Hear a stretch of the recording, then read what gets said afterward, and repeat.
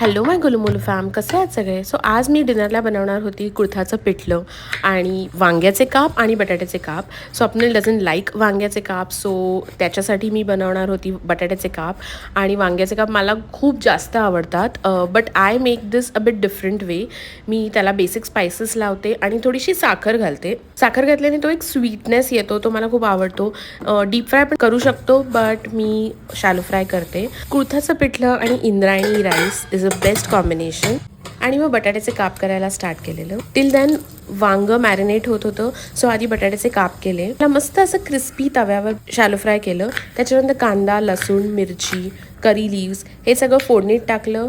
भरपूर लसूण घातला आणि त्याच्यात मग काही लोक म्हणतात कुळथाची पिठी, काही लोक म्हणतात कुळथाचं पिठलं. सो त्याच्यात पण थोडंसं तिखट, हळद घातली, पाण्यात थोडंसं मिक्स केलं आणि ते मिक्सचर फोडणीत टाकलं. अँड फायनली कुळथाचं पिठलं वॉज रेडी, वांग्याचे काप वॉज रेडी अँड बटाट्याचे कापसुद्धा रेडी होते. सगळं रेडी झाल्यावर मी ताटात वाढलं, बट फायनल शूट करायला विसरली. बट प्लीज तुम्ही समजून घ्या. Thank you for watching. Bye bye. Have a nice day.